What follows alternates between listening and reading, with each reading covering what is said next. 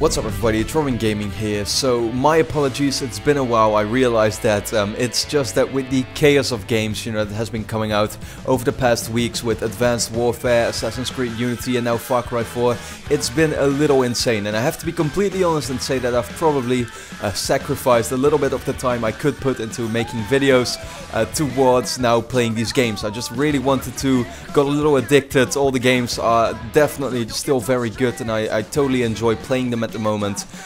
So yeah, that's kind of like the reason. But the PlayStation 4, I mean, it's pretty much a fact now that it has pretty much come to a point where there's always something to play. Games, there's a huge library of games already that people can play. I'd say, if there's ever been a time to buy a PS4, it is right now, of course.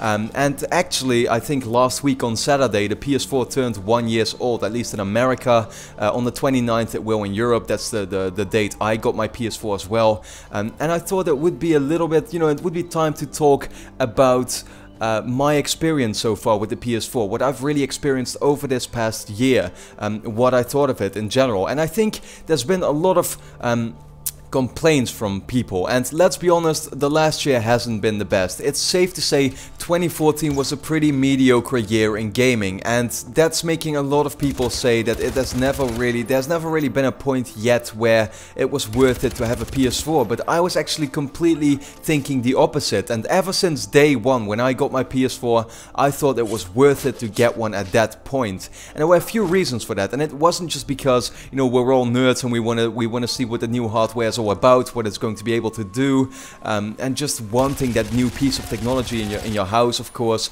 No, but at the same time I thought there were already games that very much were worth it to get the system for, and that's why I'm gonna give a few shout outs to games that I've really enjoyed over the past year. For example, at launch, that game that I'm referring to that I thought has always been the reason to own a PS4 yet, and I will still say to this point 1 year later is still the most next gen game on your PS4, is Battlefield 4.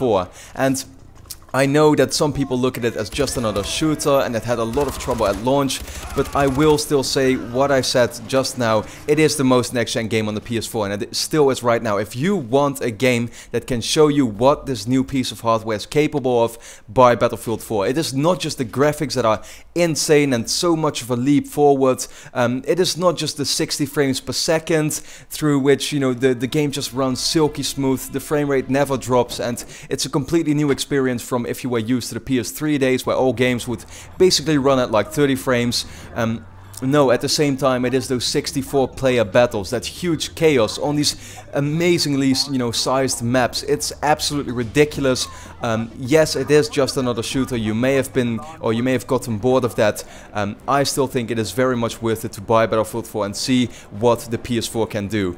At the same time, at launch I really enjoyed Assassin's Creed 4, which was kind of like the comeback for the Assassin's Creed series to me, and Resogun was a game I totally did not see coming because indie games I was never really a fan of that, and honestly I still think that indie games aren't as good as the AAA games coming out. I'm definitely not looking forward to many indie games at the moment except for maybe No Man's Sky, but Resogun showed me the potential of them, and just that even though it is technically not a real indie game, it's a small produced game by a small studio, but can still be a lot of fun to play. So then there was the kind of like January, February period where I think a lot of people were talking about this real dryness of games, but to me it might have as well been the most exciting period owning the PS4, because I played two games that blew my mind. The first one was Tomb Raider. Now of course that is a game that already came out the year before on the other consoles and on the PC, but the definitive edition showed me this is really a game I was really looking forward to, and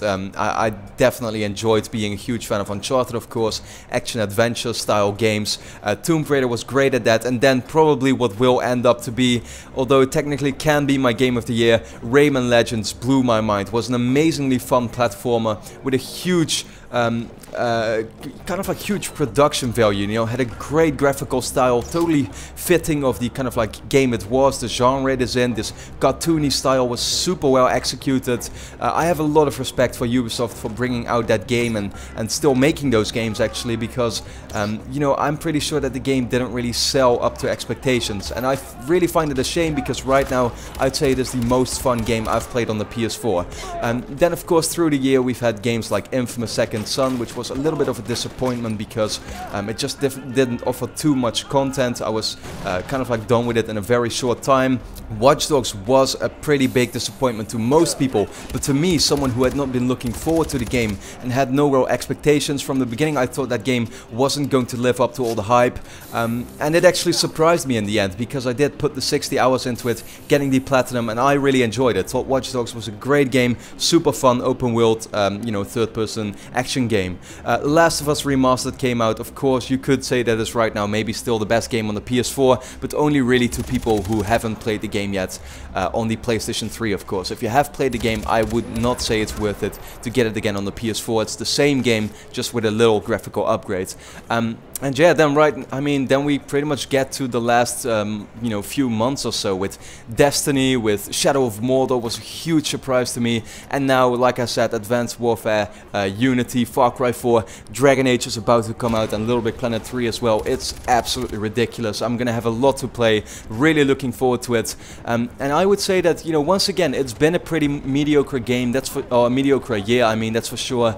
The games that have come out aren't of the same caliber as, for example, you know, an Uncharted 4, Bloodborne, what else, Halo 5 on the Xbox or something like that. It's not those type of games that have come out over this past year, but still, it's that there have been a lot of gems or jewels, whatever you want to call it, and I'm pretty sure a lot of people missed out on games like Rayman Legends and Shadow of Mordor, when those are the absolute, you know, those two games I would say are the ones that I enjoyed most this year, and especially because I had no expectations. I didn't expect them to be so good, and that is in the end why I ended up enjoying them so much. And in itself, I think it's still worth it to get a PS4 right now for sure, but next year is of course going to be the year where it's really going to be worth it. I mean, with the titles I just mentioned before, with The Order as well, and The Witcher 3 and Batman and Metal Gear Solid 5, next to all of those other titles I mentioned, it's going to be ridiculous, but I'd say it's still been a good year. It's the first year we shouldn't have had that many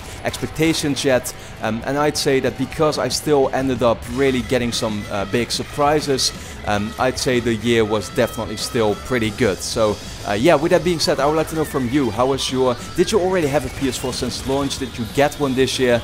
And what has your experience been with the system so far? And with that being said, let me know that in the comments, and then for now I'd like to thank you a lot for watching, and hope to see you again next time.